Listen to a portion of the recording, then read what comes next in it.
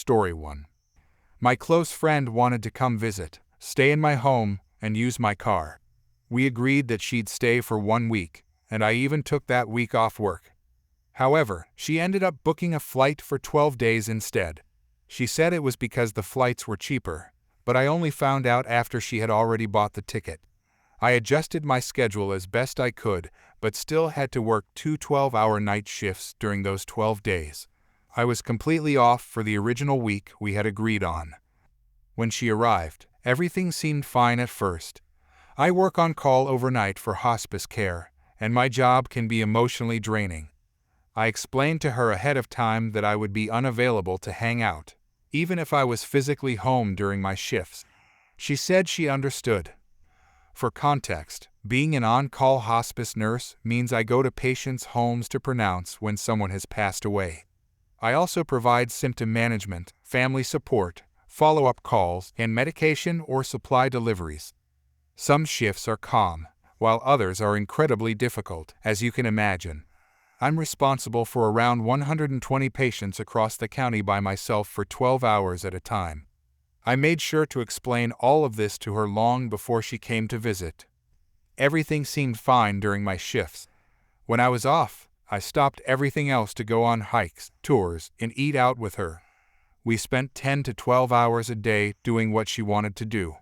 I have a tendency to be overly accommodating, so I didn't complain. On one of my days off, I planned a boat tour that she really wanted to do. I even paid for it. I told her we had to arrive at 8 in the morning because the boat tour started at 8:15. She doesn't like getting up early, but she made it work. When we arrived, I told her we had a few minutes to use the restroom since the tour started at 8:15. Out of nowhere, she yelled at me in the car for lying about the time. She said she could have slept in for another 15 minutes. My reasoning was that it was an hour and 15-minute drive to get there, and I didn't want to risk being late. It's not like the boat would wait for us if we showed up late. A few other minor incidents happened, but it's too much to list. I let them all slide just to keep the peace. Then, on the morning before she left, she told me, "We need to talk," while we were out on a sunrise hike. She said that watching me work my shifts had stressed her out and ruined her vacation. Apparently, it made her uncomfortable to see me so focused and concerned about my patients. I give my all to my hospice patients and their families, so that comment really surprised me. She said she had been uncomfortable staying in my home and was even looking up flights to leave early the entire time. Then she gave me a long list of issues she had with me. According to her, I spoil my dogs too much. I lied about the boat tour time. I worked too hard. I should have taken more time off during her visit. I should upgrade to a new house, and I don't eat enough vegetables. I tried to calmly explain that I'm just living my life in a way that makes me happy. I'm comfortable, content, and at peace with it. It honestly felt like she was trying to show me that I shouldn't be happy with my life for some reason. I took her to the airport the next day and said goodbye. After she left, she texted me every day, but I barely responded. Eventually, she asked why I was being distant, and I told her honestly that it had been a bad visit and that I needed some space. We haven't spoken since. Story 2. You guys seem to enjoy my malicious streak, so I thought I'd share this one. I'm an electromechanical engineer, but I have to take the rough with the smooth. It's not all fun, and occasionally I have to take a portable appliance test. This is basically a ridiculously pointless exercise in making sure electrical appliances are safe by plugging them into a machine, pressing a few buttons, then sticking a label on the plug.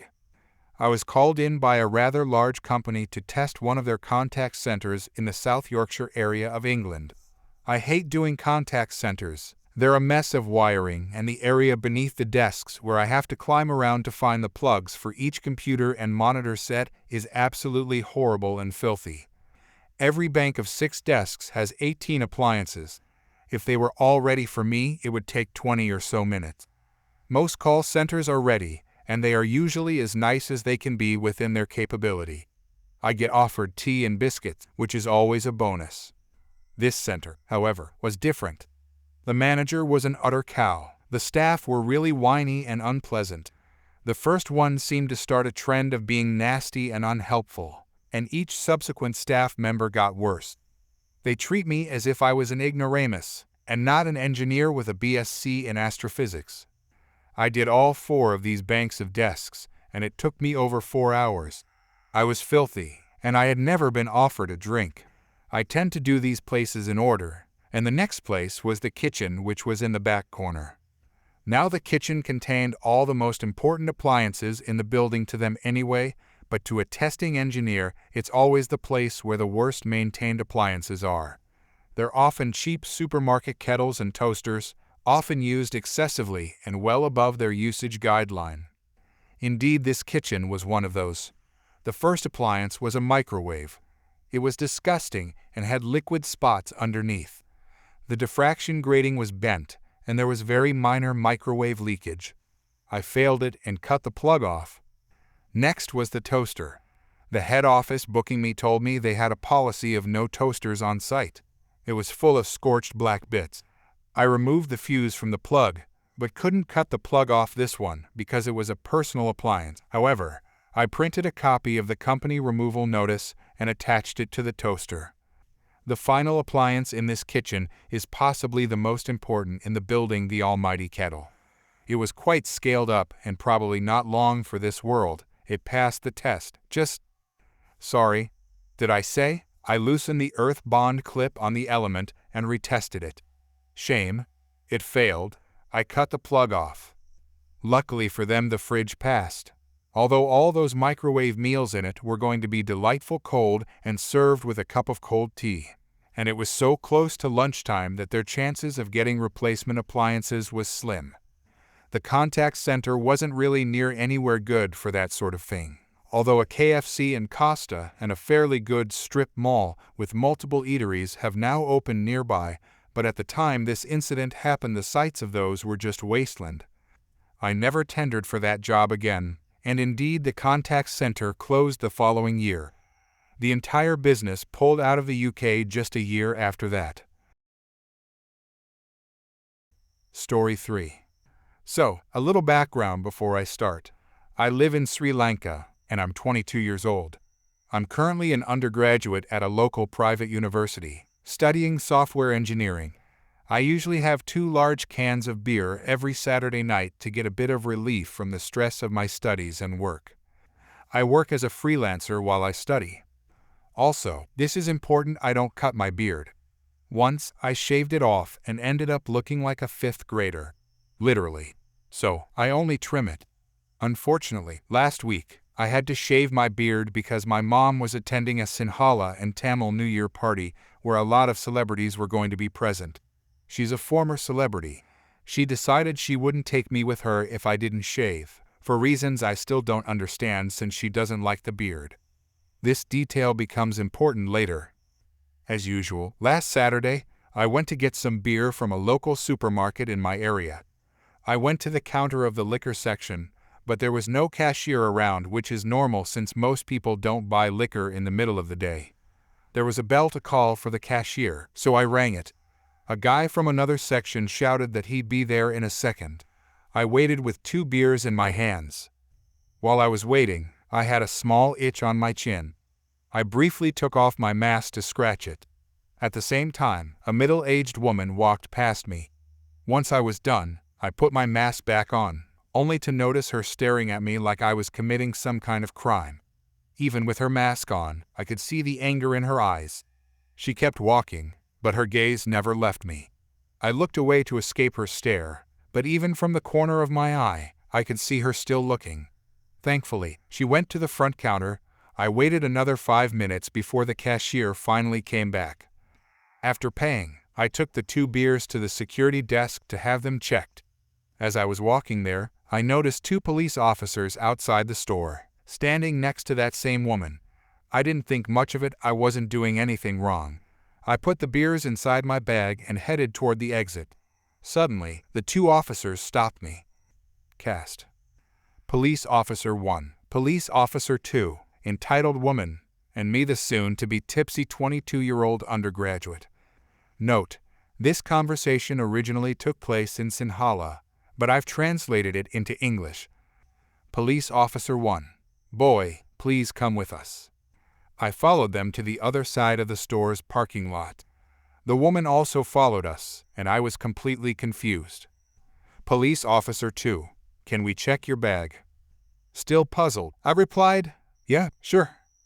Police Officer 1 took my bag and pulled out the 2 beers. Police Officer 1. All right, child. Here's the situation: you can't buy beer if you're underage. We'll have to take you to the police station and call your parents. Coming back to my senses, I said, I'm not underage. I'm actually 22.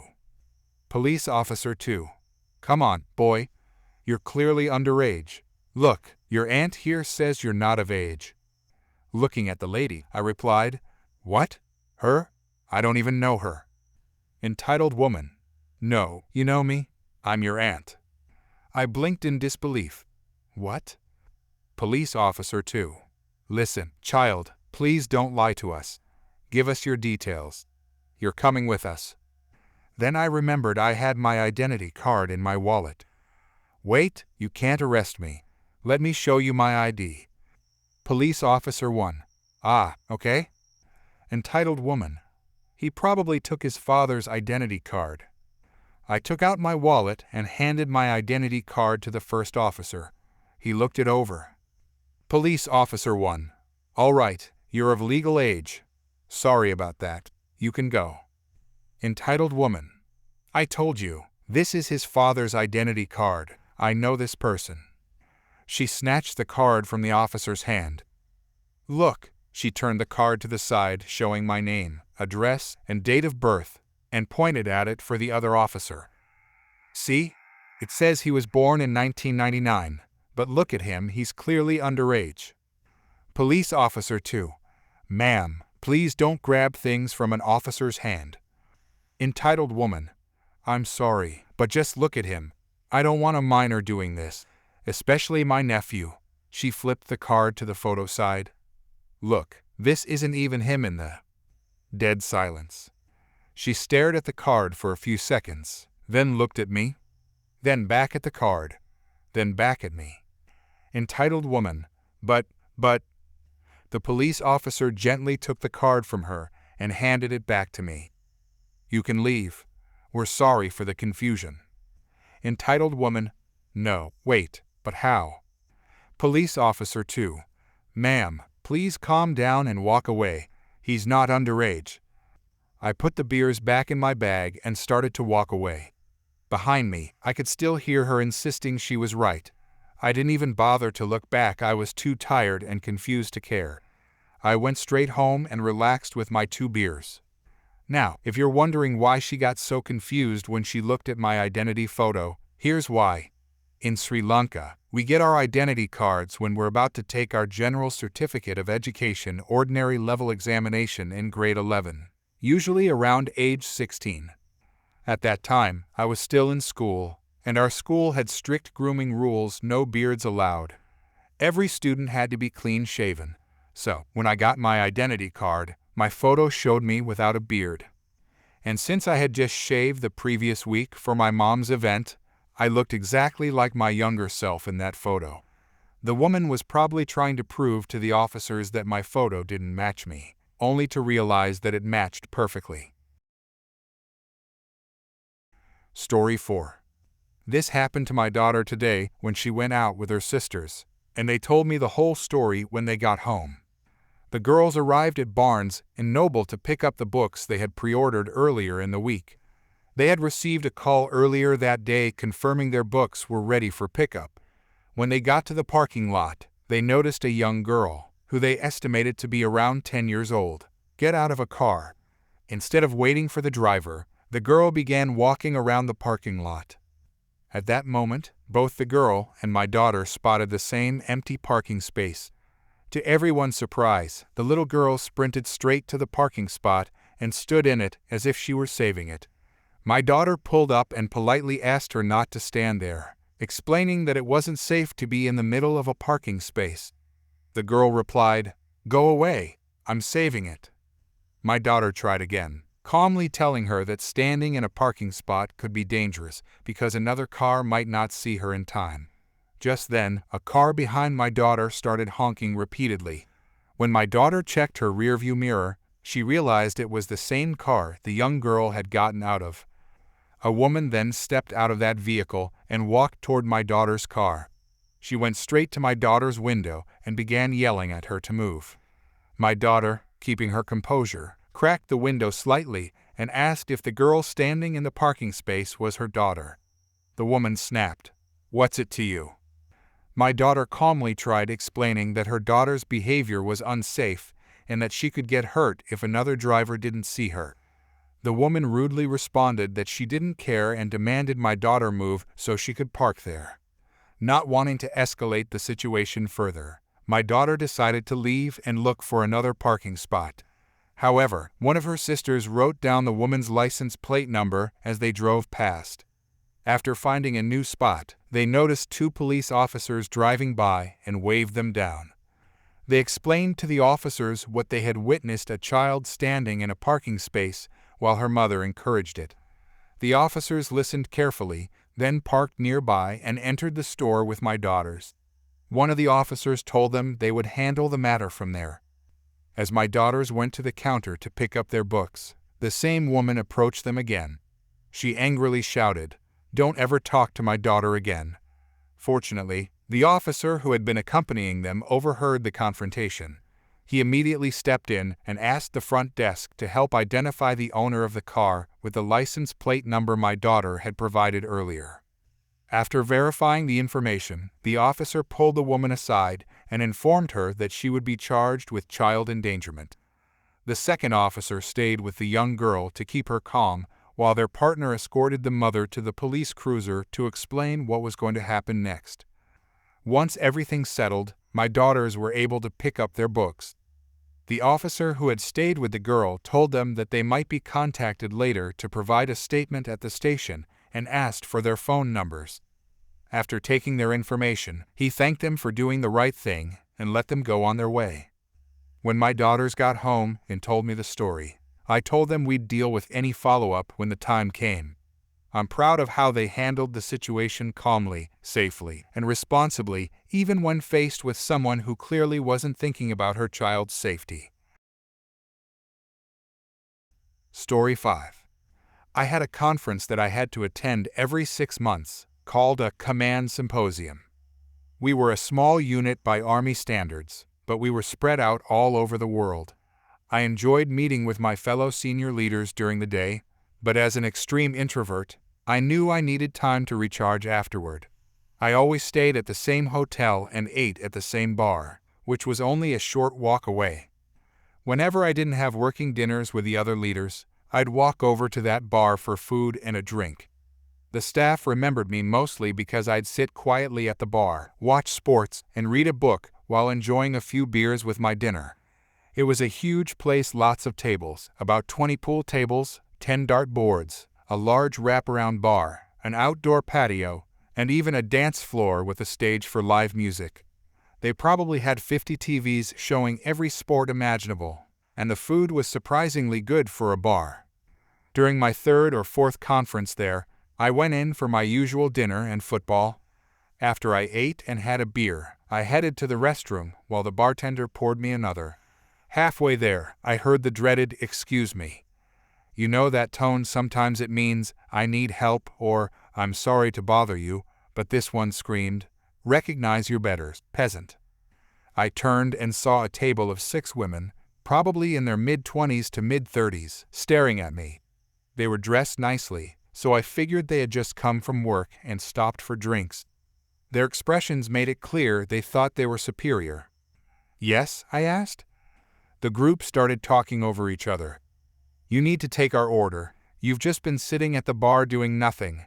Get your face out of that book. You shouldn't be drinking on the job. You need to respect your customers." Now, I was wearing a red button-up shirt, untucked, with jeans. The actual staff wore bright red polos with a huge logo and black pants. Only someone truly unaware would mistake me for an employee, and I don't make time for that kind of nonsense. So, in my command military non-commissioned officer voice, I said, "Stop," loud enough to cut through their chatter.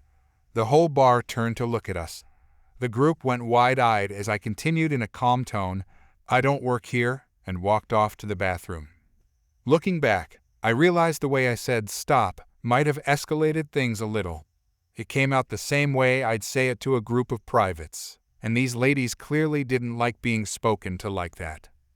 When I came out of the restroom, after washing my hands, which is always important, by the way, I saw the group animatedly talking to the manager. I knew him already, we'd met a few times, and he was a genuinely good guy. I could see him trying not to laugh as one of them pointed at me and shouted, "That's him." The manager waved me over, hiding a grin. "Hey," he said, "did you refuse to serve these ladies?" "Yes," I replied, thinking that ladies was a generous term for what I was dealing with.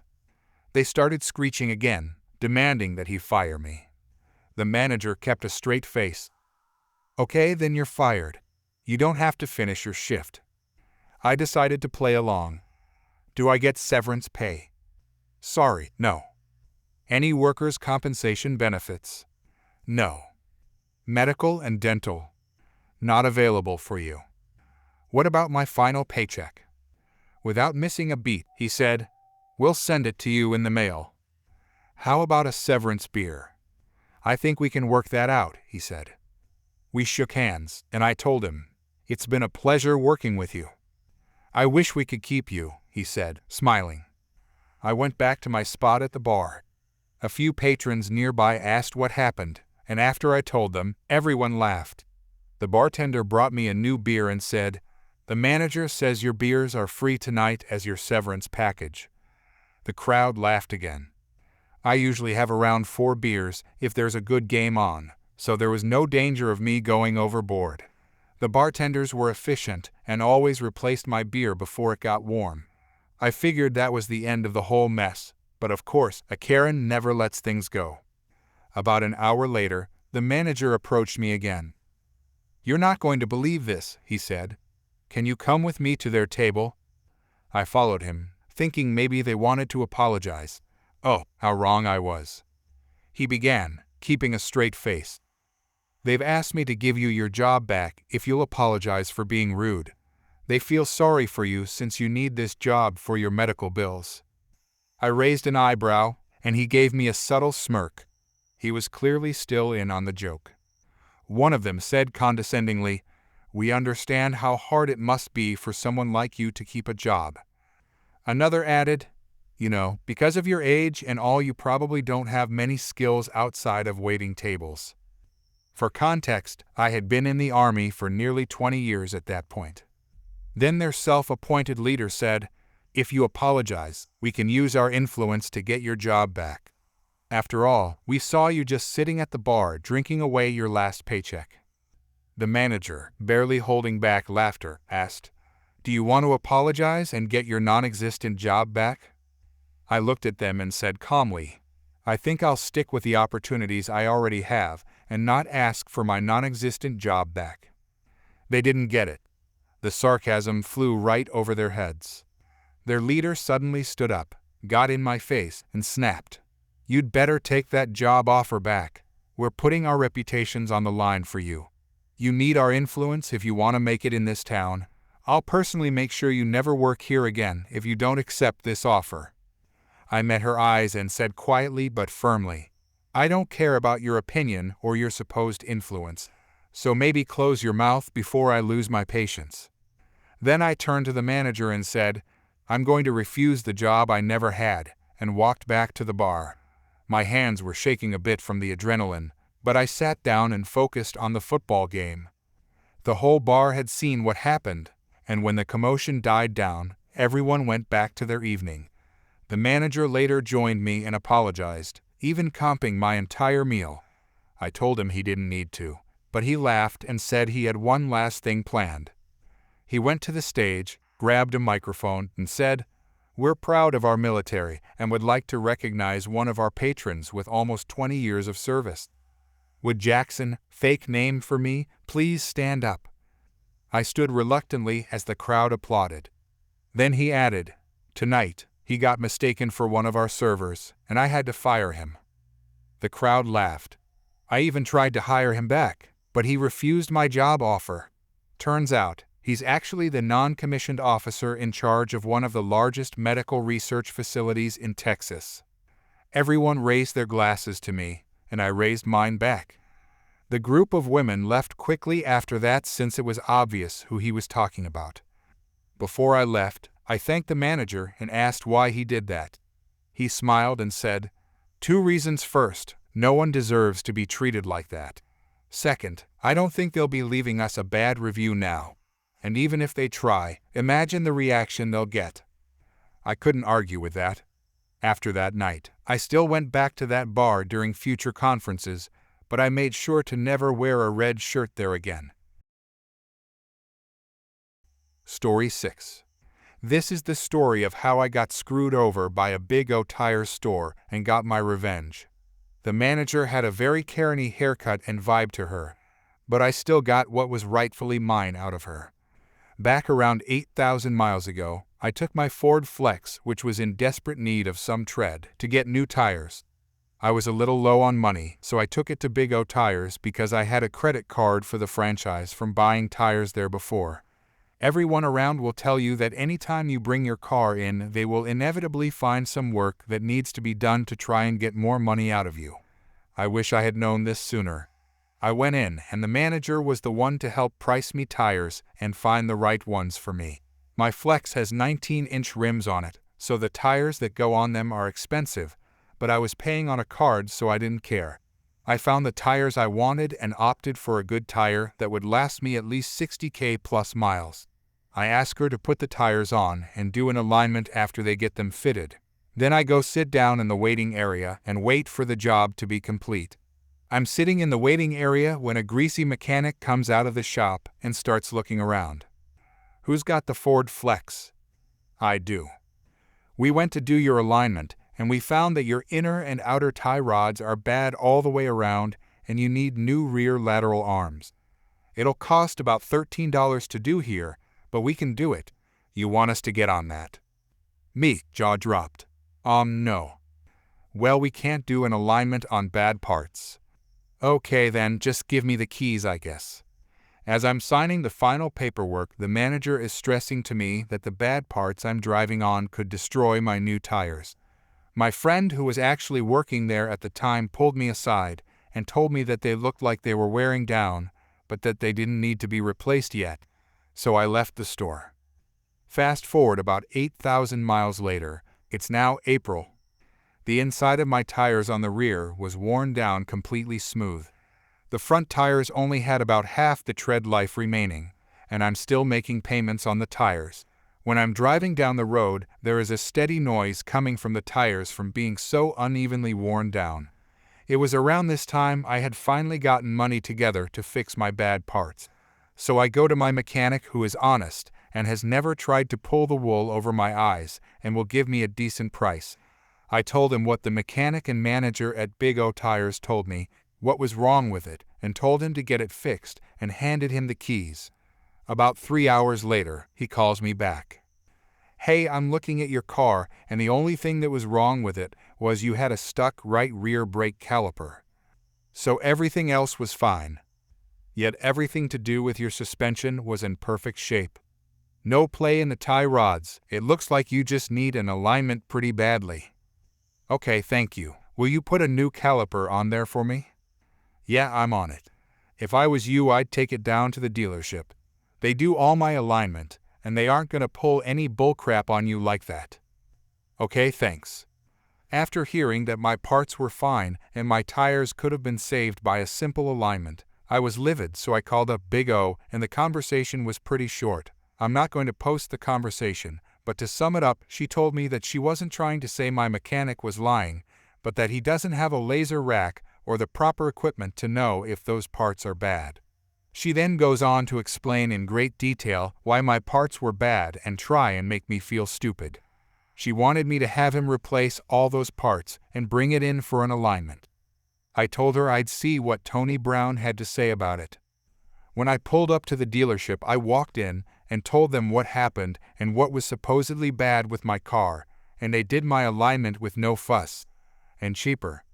So the next day after I got home from work, I pulled into the driveway of my house and looked at my passenger seat where my ticket was for the alignment I had gotten done. Something just took me over and I put my car into reverse, pulled out of my driveway, and started heading to the Big O. I called my mom on the way because she knew what I was going through and how stressful it was for me, and told her I was about to go make a show in front of their customers and see where I can make things go from there.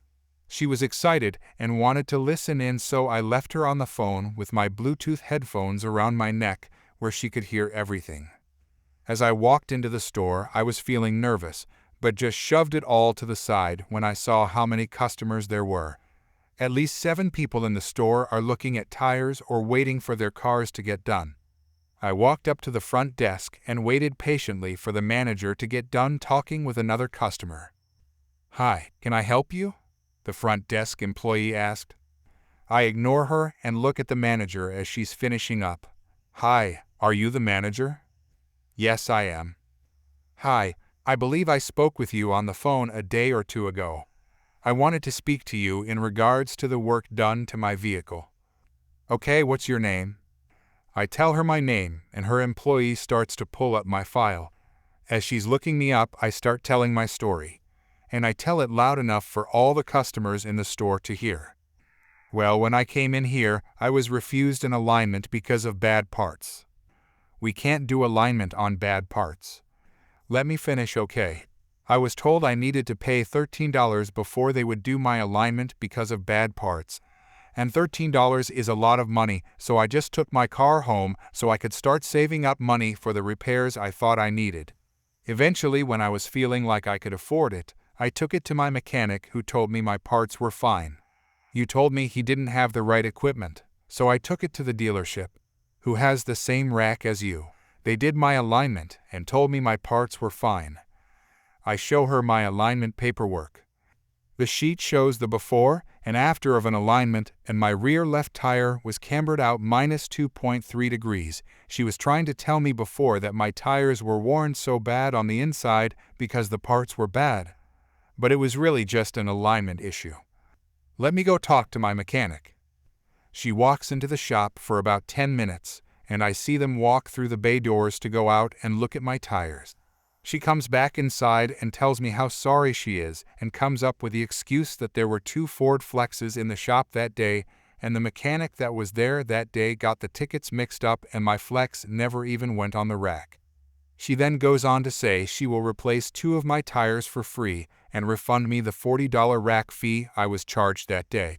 I came back the next day for my 2 free tires and rack fee, feeling like I'd won, but still upset because the other 2 tires I was sporting only had about 50% tread left on them when they were supposed to last me way longer. I decided to write a review on Google for all to see.